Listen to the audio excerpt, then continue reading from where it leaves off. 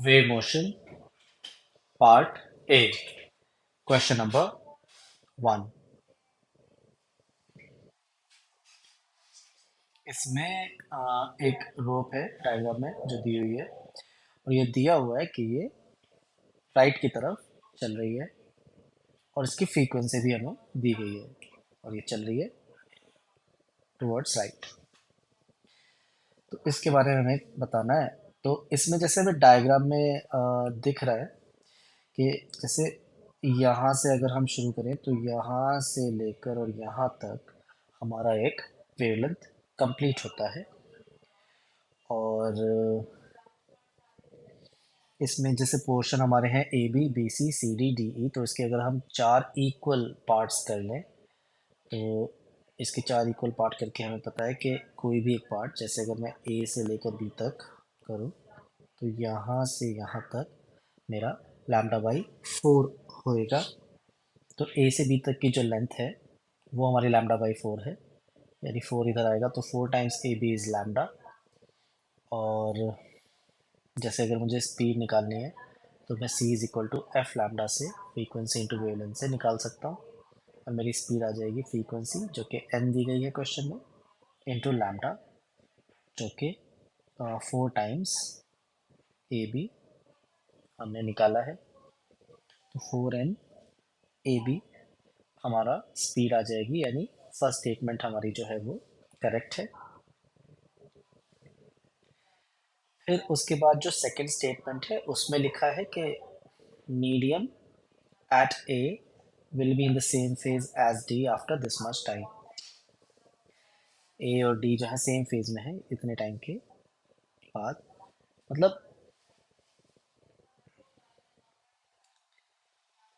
तो इसमें मतलब बेसिकली हमें A का फेज निकालना है इतनी देर के बाद। तो उसके लिए हम देखो क्या करेंगे, जो हमें टाइम दिया है 4/3 इंटू 1/n है। ये जो 4/3n है इस टाइम को हमने टाइम पीरियड के टर्म्स में लिख लिया, 1/t को कैपिटल टी लिख के। तो 4/3 ऑफ टाइम पीरियड है ये, इसको हमने लिखा t प्लस t/3।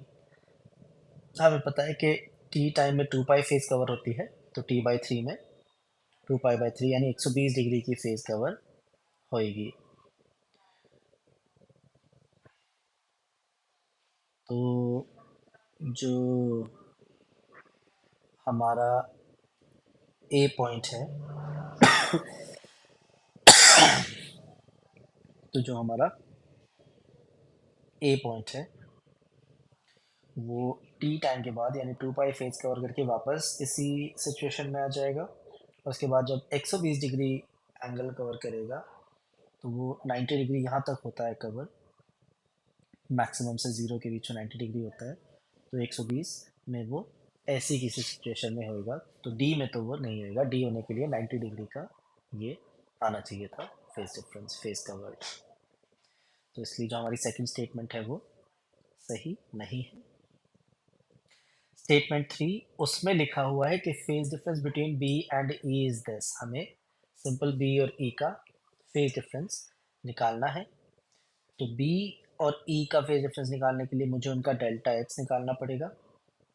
जो डेल्टा एक्स रहेगा वो 1, 2 और 3, 3 टाइम्स λ/4 रहेगा। तो जो डिस्टेंस है उनके बीच का पाथ डिस्टेंस वो 3 टाइम्स λ/4 रहेगा। और उसके लिए फेज डिफरेंस, उसके बाद फेज डिफरेंस निकालने के लिए मैं फॉर्मूला लगाऊंगा 2 पाई/λ इंटू डेल्टा एक्स। ये फेज डिफरेंस और पाथ डिफरेंस के बीच में रिलेशन होता है। इसमें 3 λ/4 डालेंगे तो सॉल्व करके हमारा 3 पाई/2 आ जाएगा, यानी स्टेटमेंट 3 हमारी सही है। तो 1 एंड 3 सही है, यानी सी ऑप्शन। क्वेश्चन नंबर 2, इसमें हमें बताना है कि कौन सी वेव फेज में आगे है और कौन सी पीछे है। इस तरह के क्वेश्चंस में हमें क्या ध्यान रखना चाहिए, कभी भी फेज में कौन आगे और कौन पीछे कभी भी इस डायरेक्शन में नहीं देखना चाहिए, ऐसे नहीं देखना चाहिए।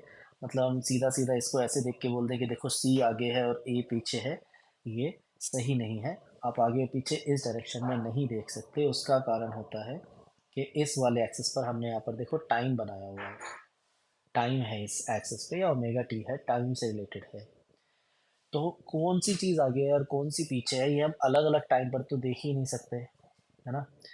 जैसे दो कार में भी, दो कार जा रही है हाईवे पे और कौन सी आगे है कौन सी पीछे है, तो उसके लिए मैं किसी एक कार का पोजीशन किसी एक टाइम पर और दूसरी कार का 1 घंटे बाद पोजीशन देख के तो बताऊंगा नहीं कि कौन आगे है कौन पीछे है। तो मुझे सेम ही टाइम पर देखना पड़ेगा कि कौन सी कार आगे है और कौन सी पीछे है। और सेम टाइम का यहाँ पर मतलब होगा एक वर्टिकल लाइन। तो एक वर्टिकल लाइन हमें यहाँ पर ड्रॉ करनी पड़ेगी। वो कन्वीनियंटली हम स्टार्टिंग में ही ड्रॉ कर लेते हैं। t इज इक्वल टू 0 पर एक वर्टिकल लाइन ड्रॉ कर ली, और उसमें अब मैं सबकी फेज लिखूंगा और देखूंगा कौन आगे है कौन पीछे है। तो जो मेरा ए वाला वेव है, इस ए वाली वेव की शुरुआत एकदम स्टार्टिंग से हो रही है, तो उसकी इनिशियल फेज 0 है। जो हमारी बी है उसकी मैक्सिमम से हो रही है, तो उसकी इनिशियल फेज हमारी पाई/2 है। जो हमारा सी है ये वाला है, उसकी नेगेटिव एक्सट्रीम से हो रही है, तो उसकी इनिशियल फेज -पाई/2 है। और जो डी है वो ज़ीरो से नेगेटिव की साइड शुरू हो रहा है, ज़ीरो से नेगेटिव की साइड जब शुरू होता है तो उसकी हमारी इनिशियल फेज ज़ीरो नहीं आएगी, पाई आएगी। तो इन चारों फेज को देखकर मैं बता सकता हूँ कौन आगे है कौन पीछे है। जैसे ये ज़ीरो जो है वो पीछे है और ये पाई/2 इससे पाई/2 आगे है, ऐसा। या फिर -पाई/2 से ये वाली ज़ीरो 90 डिग्री आगे है। तो इस हिसाब से जब हम देखेंगे तो हमारा ऑप्शन बी बनेगा। यानी जो वेव सी है, वेव सी यानी ये -पाई/2 वाली, लैग्स बिहाइंड, वो पीछे है by phase 90 degree, by phase 90 degree.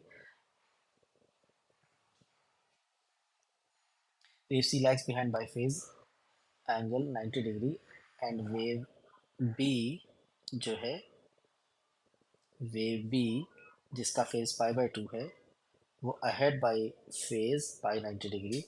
ये हमारा सही आ जाएगा। ये हम ए के रेस्पेक्ट में बता रहे हैं,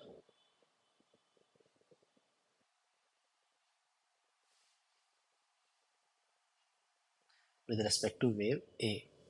तो ए के रेस्पेक्ट में बी हमारी आगे है और सी पीछे है 90 डिग्री से।